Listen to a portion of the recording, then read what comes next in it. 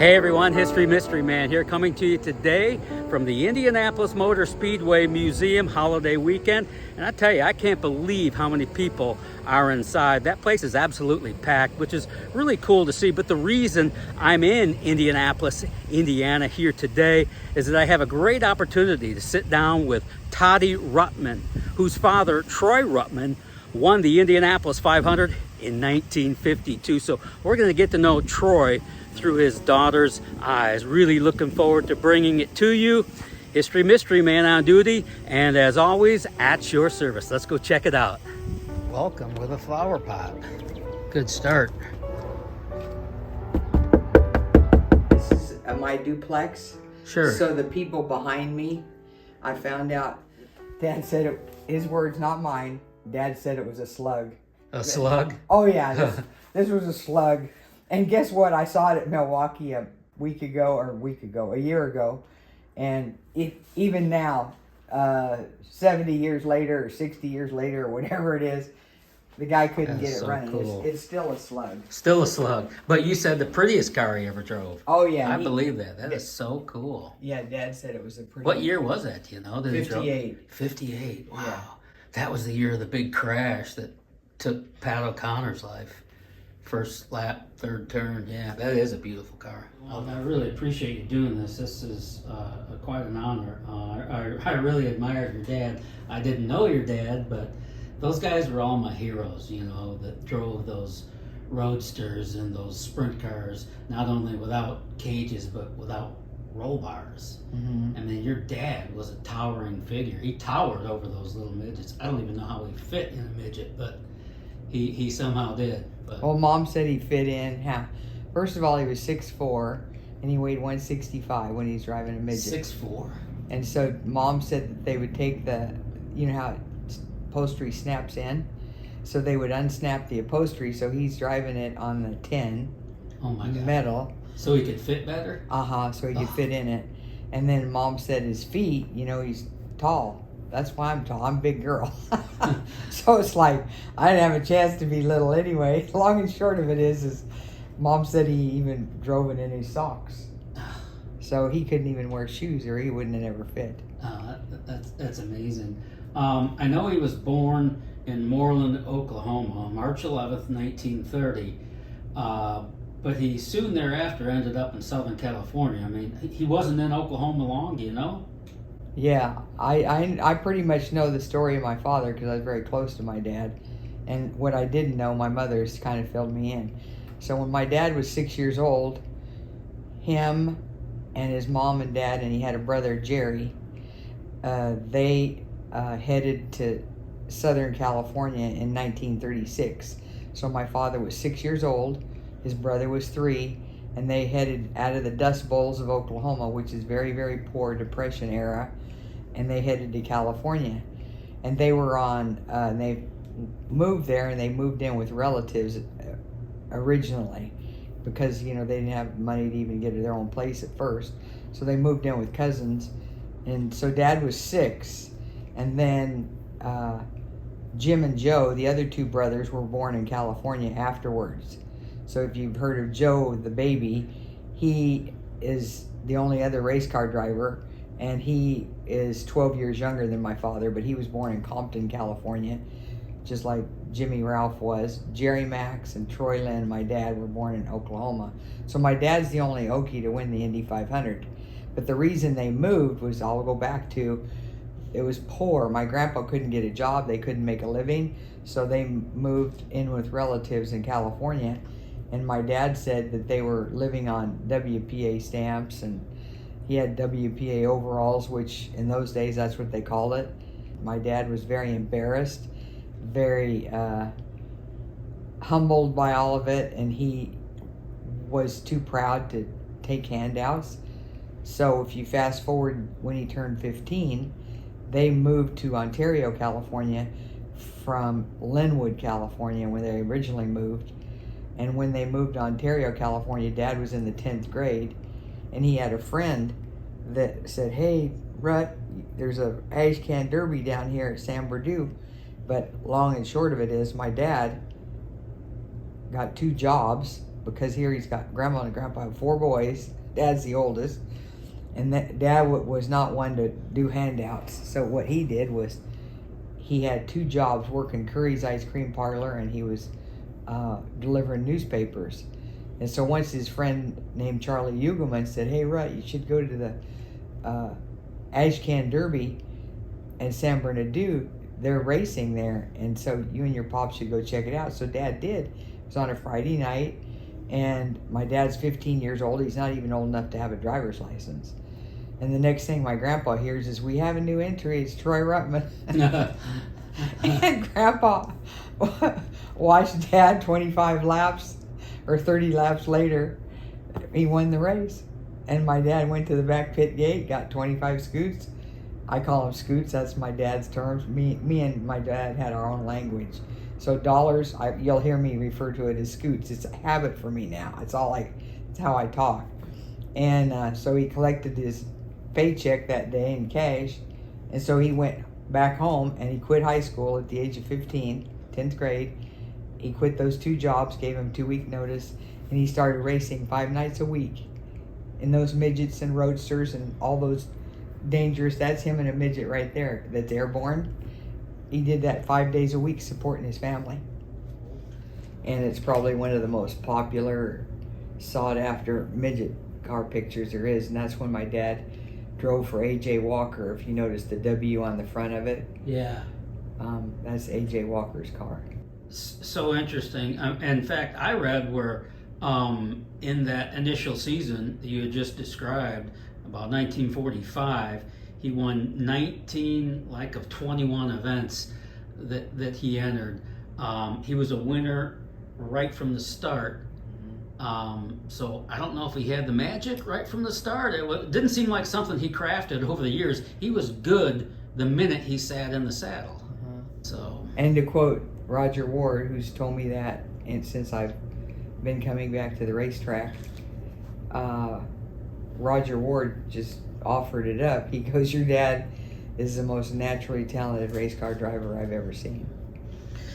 That's amazing. And when your dad figured out that he was good at this, and like you say, racing 5 nights a week, you could actually make a living doing it then at the local level, and admirable because your dad did it to support his family, is how I understand it. True? True. He did it to support his family, and even after he married my mother, he still continued to support his 3 brothers and mom and dad for another 10 years, my mother said. Wow. So my dad was a very giving man, very compassionate, big heart, very caring person. And back then, those roadsters were really the family cars. It's like how stock car racing began. The families drove their showroom car off the floor to the racetrack, put a number on it, raced, and drove it home. And that's how Troy Ruttman got started. He took the family car, called it a roadster, and started winning with it. I mean, that to me is beyond cool. Yeah, Grandma said he took the back seat out, and next thing Grandpa hears is, "We have a new entry, it's Troy Ruttman." And Dad won his first race, and that was pretty good money because he didn't even make that much money working 2 jobs all week long, and he made it in one evening. Driving a race car. So that was the beginning of Troy Ruttman's career. What a cool era. And keep in mind, in 1945, when he really got going in the roadsters, World War II was just ending, but it was still on. So that was a heady time in America. Then I know in 1947 and 48, he was the California Roadster Association CRA champion. So this guy had remarkable skills right from the start. And it was at that time he started adding, driving the midgets and winning there as well. And then shortly thereafter, doesn't he pack it all up and say, "Hey, I got to go to the Midwest where it's really happening"? Is that what happened? I'm not certain. I wish my mother was here to do all that stuff for you, but I do know that Dad started out in the roadsters, then went to midgets, and then a lot of the guys were hearing about Troy Ruttman on the West Coast. So Aggie and Tom Malloy is the son that I know now, but his father, named Emmett Malloy, is who my dad drove for. and that was a sprint car. So Emmett Malloy, even though my dad was only 19, he kind of turned a blind eye to my dad's age because he knew how good Troy was. And so he didn't care if he was of age, which was 21 back in the day. He just, this kid's going to win races, so I don't care how old he is. Where Aggie said, hey, kid, you got to come back when you're 21. So my father and Emmett Malloy packed up the sprint car, which is called the Deuce. And yes, I believe my mom, and I've read places where 1 year alone, Dad won like, I don't know, 19 out of 21 races or some, you know, and the only 2 he didn't win. Because my mother, if she was on the phone with us, she would tell you, unless your dad broke, nobody would beat your dad. He was my mom to this day, she's 92 years old. And she's very sharp, and she lives on her own. And she'll say that she's out in Idaho? Mm-hmm. My dad's the best race car driver she ever saw. Yeah, I think a lot of people said that. In fact, this is common knowledge that it was also A.J. Foyt's opinion that your dad was the very best race car driver, certainly the best sprint car driver that ever lived. You know, you talk to people today and they'll say, well, that's Steve Kinzer.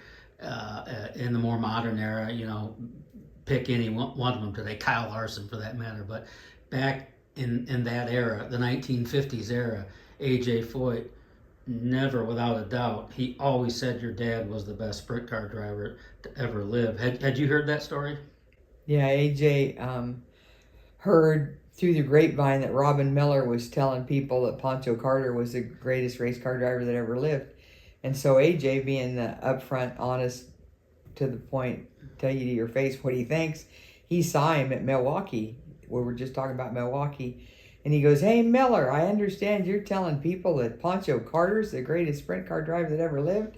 He said, obviously, you don't know anything about sprint car racing because Troy Ruttman is the greatest sprint car driver that I've ever saw drive a race car and that ever lived. And Pancho wouldn't hold a pimple on Troy Ruttman's ass. That's what A.J. Foyt said. That sounds like an A.J. Foytism. Yeah, that's exactly what he said. So this comes back to me and I go, whoa, A.J., you know. And there's a 6-minute segment that Robin Miller did about how good guys were, and he didn't realize until AJ told him that how good my dad was, because see, Robin was only, if he lived, he would be 72 years old. So my dad won 71 years ago, so he didn't know who Troy Ruttman was either. He wasn't old enough. So Pancho he did, because he drove in the 80s and 90s. But long and short of it is you're right. Mr. Foyt told it like it was. If that's what Foyt is saying, you really have to listen. That's a pretty high commendation coming from A.J. Foyt, who's the best sprint car driver that ever lived, and the first words out of his mouth are Troy Ruttman. Yeah. That's pretty remarkable. And the numbers keep suggesting that too, because you know he won all those races on the West Coast in the roadsters and started winning a lot in the midgets, won the California Roadster Association a couple times. Then when he got to the Midwest, he ripped off 3 consecutive AAA sprint car championships. I mean, I mean his numbers in a short period of time are beyond incredible. And if you listen to Robin Miller's 6-minute segment that he did on superheroes, Miller changed his mind real drastically after talking to AJ. And I have, since I've been grown, I know Rufus Parnell Jones. I knew Daniel Sexton Gurney very closely, very personal, just like my dad did. I knew Roger Ward. I knew Jim Rathman. And all of those men that I just mentioned are the best in the racing industry. And they've all, in my time as an adult woman, told me that my dad was their hero. That is so That's cool. the truth. That was such an amazing era, the 1950s. Did your dad ever talk to you about it at all? The early days of racing in his career, did he talk to you about it personally? Or is that something he just didn't discuss much? Dad didn't, he was never one to Brag. toot his own horn. He was very humble. In fact, I tell people my favorite song is Humble and Kind by Tim McGraw. And the reason is because that's how I describe my dad. Very kind man, very humble, never bragged on how good he was. Do you think, back in those days, I mean, those men were real men. They hustled ill-handling sprint cars and midgets on little skinny hard tires and no power steering and no roll cages with skimpy leather helmets, and they'd have to reach out and manually pump the fuel up and manually pull the handbrake, and wrestle the car with one arm at times. Do you think your dad may have been that good because he was this big towering 6'4" foot figure? I think he was just naturally. He was just good. God given, yes. Yeah. My dad taught me how to drive. My dad taught me how to draft a truck. My dad taught me how to drive straight down the road in my little VW with 65-mile-an-hour winds and not be all over the road. He said, put your leg behind the seat, and the seat's going to move, Todd, before your car does. And he said, adjust, and you'll be able to go straight down the road. My dad taught me a lot about driving and life, period, but he was very good at what he did. He was just as good a pilot as he was a race car driver. See, I didn't know that. Your dad was a pilot? Mm-hmm. I didn't know that. Mm-hmm. Wow. Yeah, and I became a pilot because of my father, because me and him were like this. So I love my dad. I miss my dad. Yeah, I can tell. The missing your father thing, it never goes away, does it? Mm-mm. No.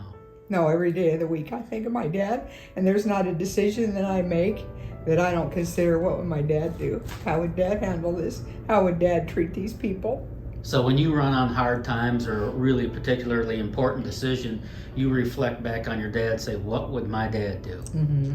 Yes. And as well as you knew him, maybe there was your answer. Yes. That's really interesting.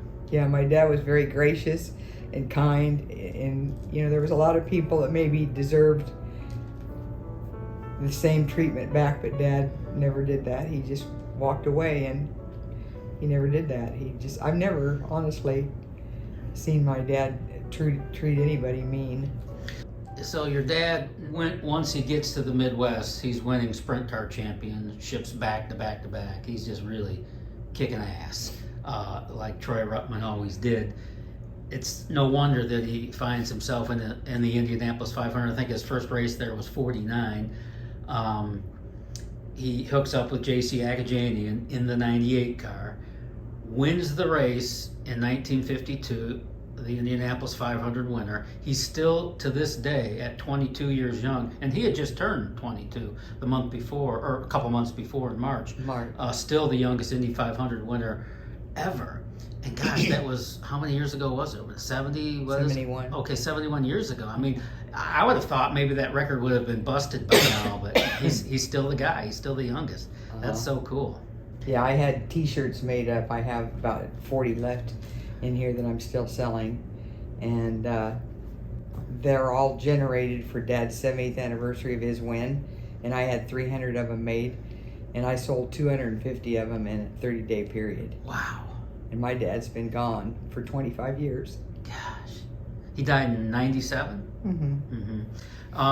So I've always heard the story in the 52 500 that the reason Troy Ruttman won that race is because Bill Vukovich in the first ever offset roadster fell out with steering issues 9 laps from the finish. But there's a little more to that story, isn't it? It wasn't just because Vukovich fell out. Ruttman in that upright dirt car was coming, was he not? Correct. Well, what they don't know is what my dad told me, because I've asked him, when you're flying